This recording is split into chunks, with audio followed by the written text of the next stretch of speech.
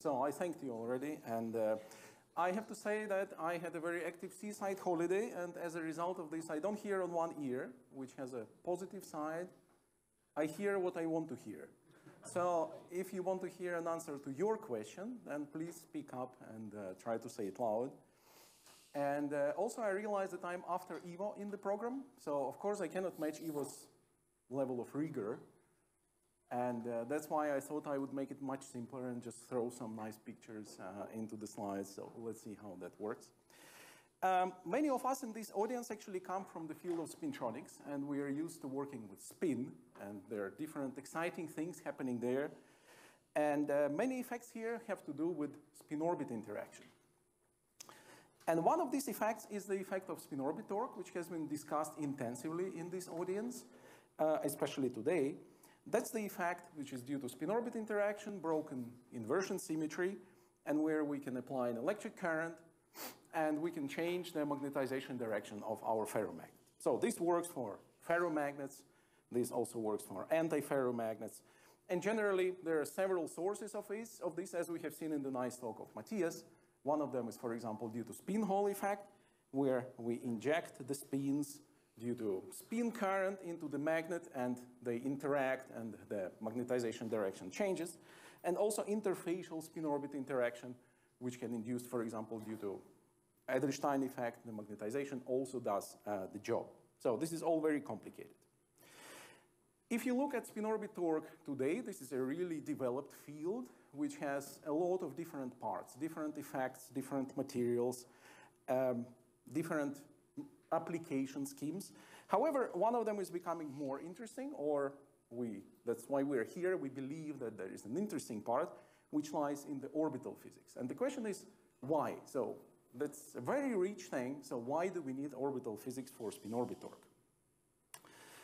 We know what orbital magnetism is. It is associated with the motion of an electron around the cores of the atoms. And we know that there is this spin-orbit interaction which couples it to spin physics somehow. And we know that in the crystal, there is this crystal field which splits the bands into the groups.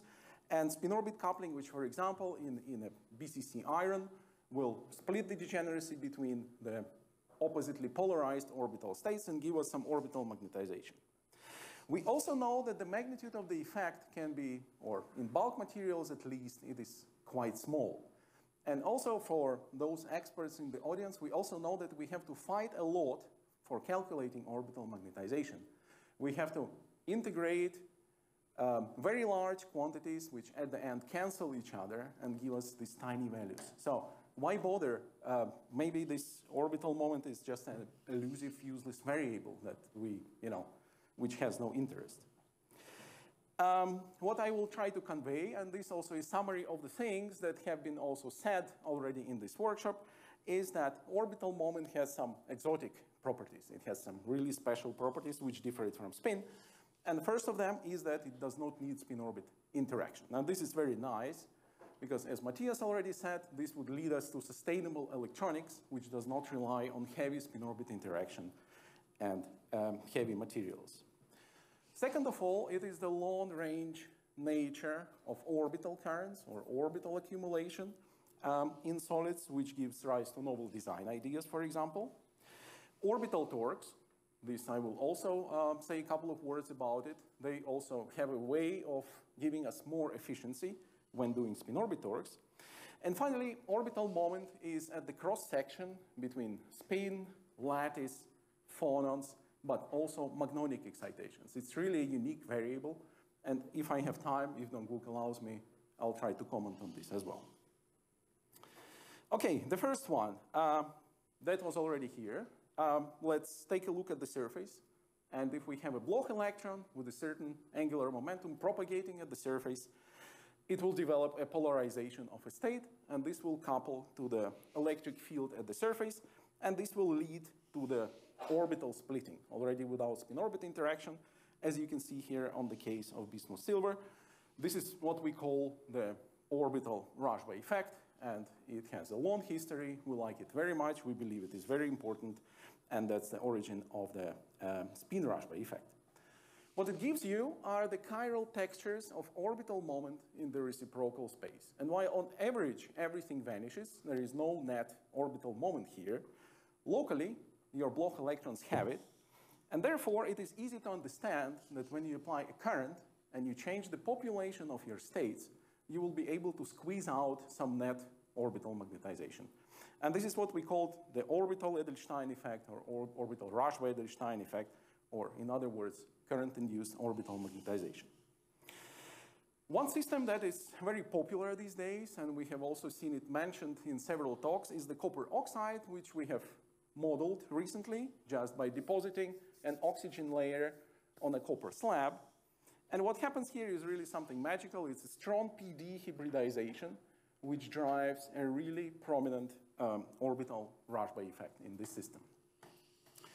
If you use the linear response to evaluate what is the orbital Rashba Edelstein effect or what is the orbital Hall effect in this system, you really find gigantic values. For example, for orbital Rashba Edelstein effect or for the orbital Hall effect, it is the value which matches, for example, the spin-hole conductivity in platinum, which we know is very large. This is very nice. However, the question is, can we use this for something? And the first thing, I started with spin orbit torques. The question is, can we use it to exert some influence on magnetization? Can we exploit it to manipulate spin? Okay, let's consider this problem on a fundamental level. So I'll try to put it back. So, is this okay? Too loud, yeah? Don't fall.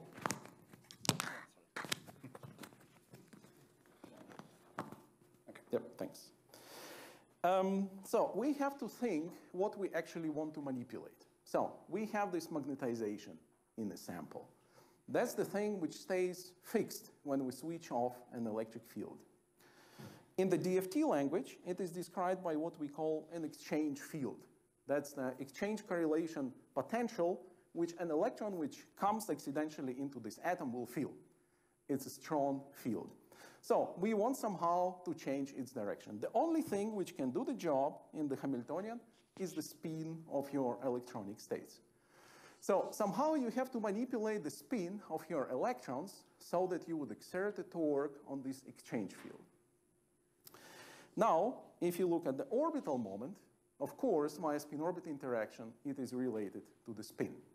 That means, and this is just a naive ansatz, is that if I'm able to create a non-equilibrium orbital magnetization, which is misaligned with the spin, then there will be some complicated dynamics of 2 degrees of order, and these dynamics of the spin will exert a torque on the exchange field, and thereby I will able to switch the magnetization.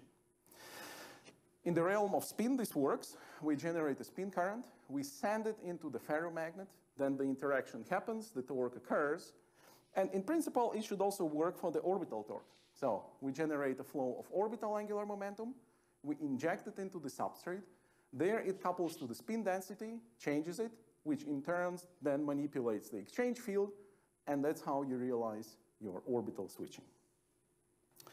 The fact that it works, and Matthias' talk was about that, we have recently shown, for example, involving on this copper oxide system, which seems to be really a magic thing, where we have used it to generate orbital currents, which are then transformed into spin currents and give you very efficient colossal torques on the TIG, which was an insulating ferromagnet here. In a similar related experiment, which we call orbital Rashba Edelstein magnetoresistance, the reflection of the orbital current influences your diagonal resistivity, and that's also an orbital effect. What Matthias also mentioned is that from these experiments, a funny thing appears, and that is the fact that there is a very long penetration depth of the orbital angular momentum, which you inject into a ferromagnet. This has to do with the properties of magnetic materials, actually. And orbital physics in magnets can be very complicated and very interesting. And take a look, for example, at this situation. You have a magnet, and you have a splitting between plus and minus orbital states in your system. Now, when you change the magnetization direction, the orbital magnetization will follow, and that means that there has to be an exchange between the energy positions of these states.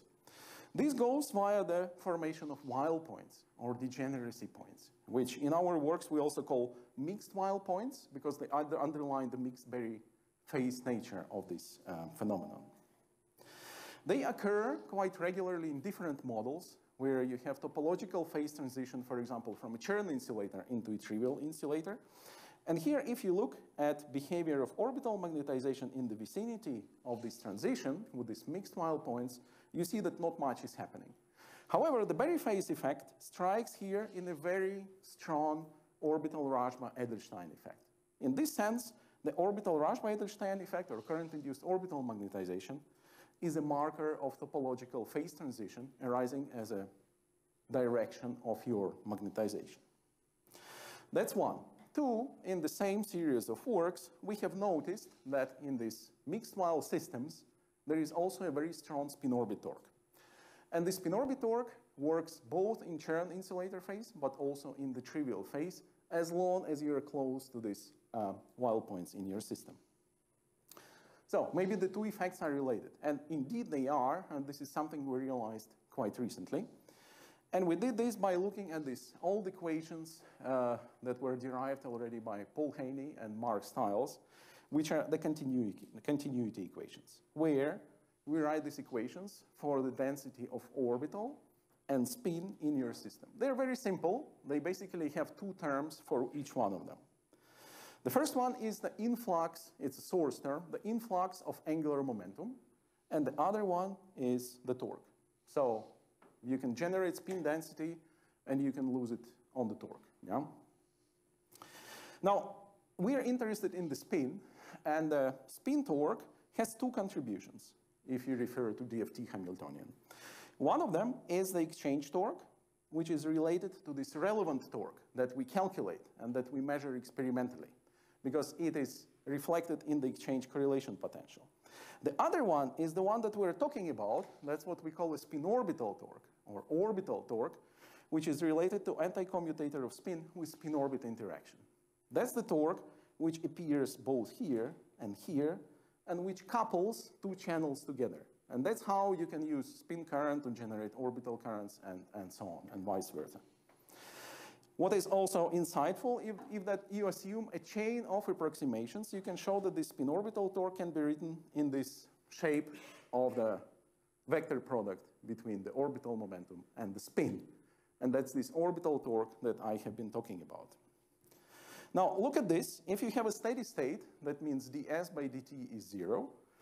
And if you have no spin flux, there is no source of spin current, such as spin Hall effect, then the exchange torque is given purely by the orbital torque. So all the torque that you have in your system is an orbital torque.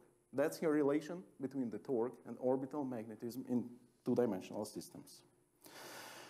Of course, in reality, when, for example, you look at layered two-dimensional materials, such as, for instance, FGT, iron 3, germanium telluride 2, and I refer to the poster of Tom Saunderson for more details, there can be like currents which flow inside the system. For example, between these two layers, there could be a spin current, for sure.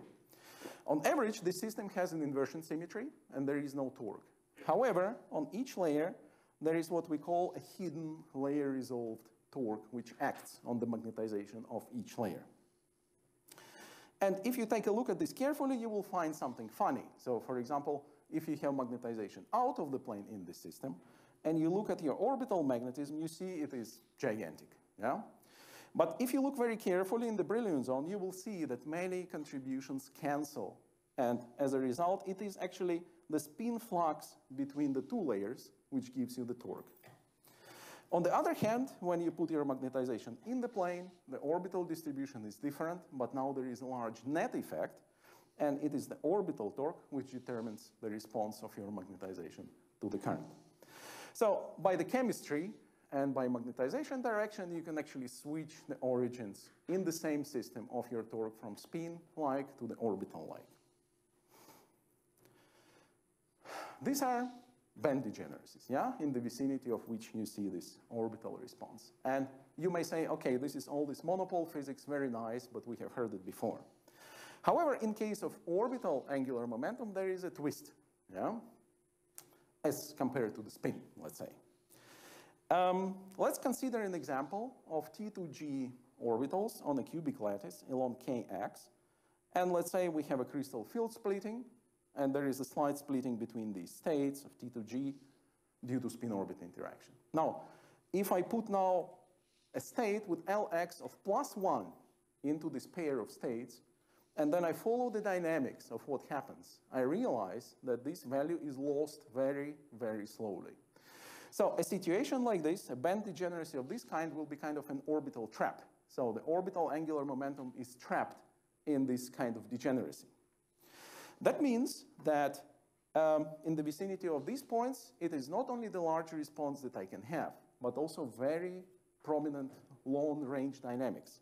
So I can inject an orbital momentum into my ferromagnet, and if I hit such a point, my orbital momentum will propagate for a very long time.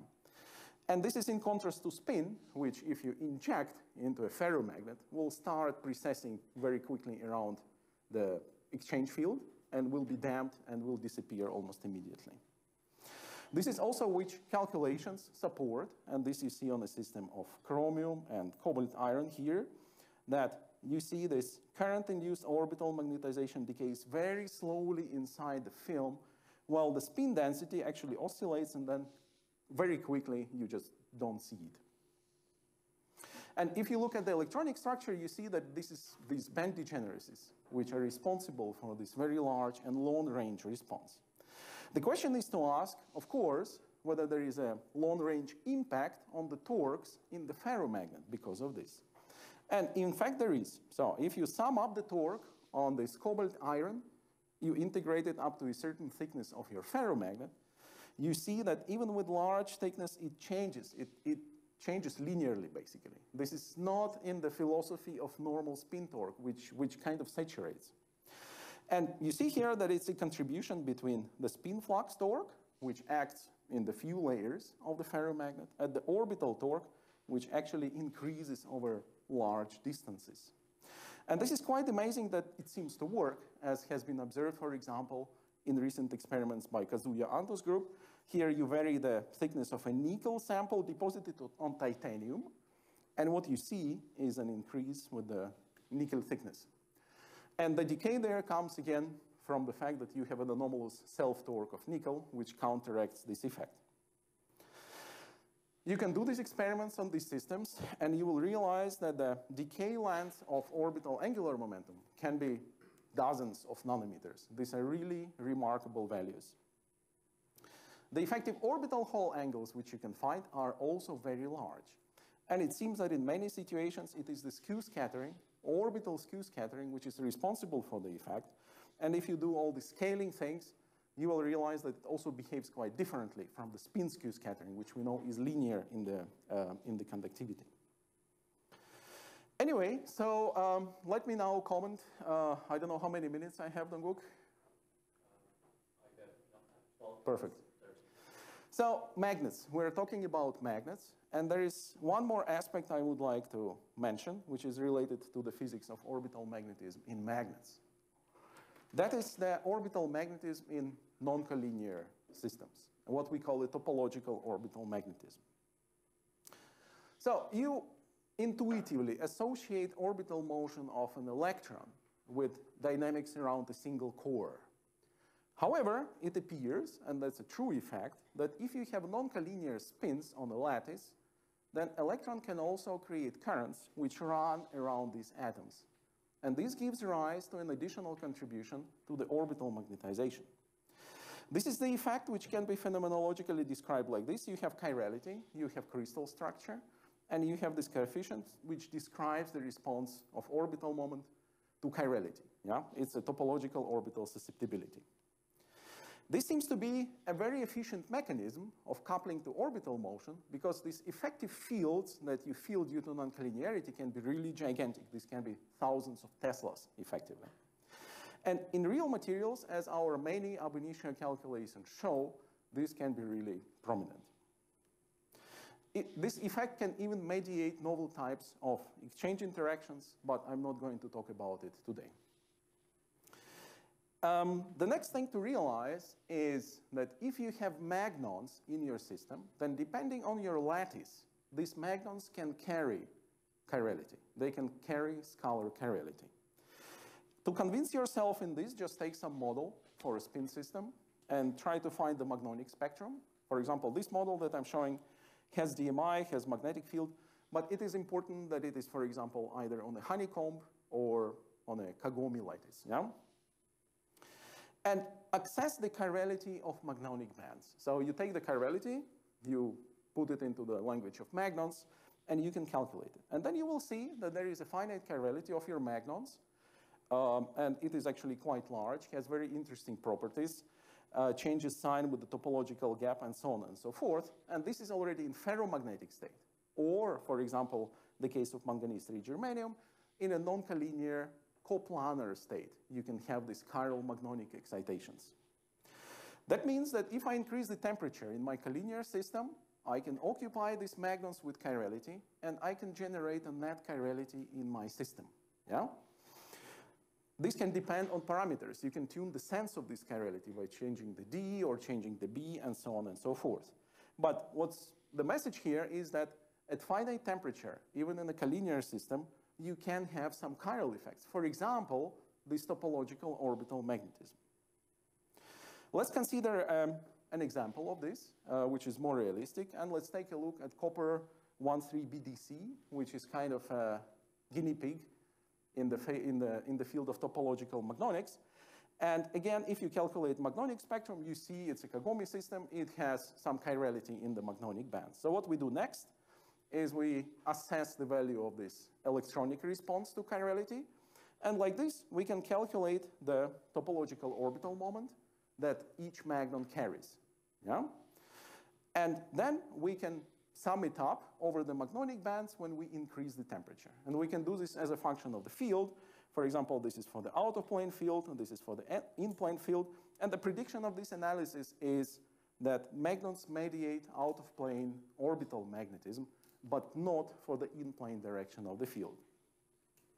The technique to measure this is accessing the G factor, which even today emerges as one of the main means of accessing the orbital magnetization.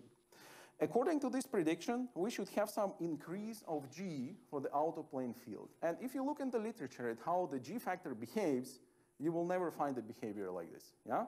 So in normal materials, iron, cobalt, nickel, the G is practically constant, and then it decays with temperature, just because your spin-orbit interaction is overwhelmed.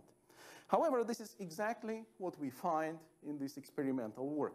So there is an increase, clear increase of the G factor with temperature, which is quite remarkable, not expected, and which we can attribute to this orbital magnetism mediated by magnons.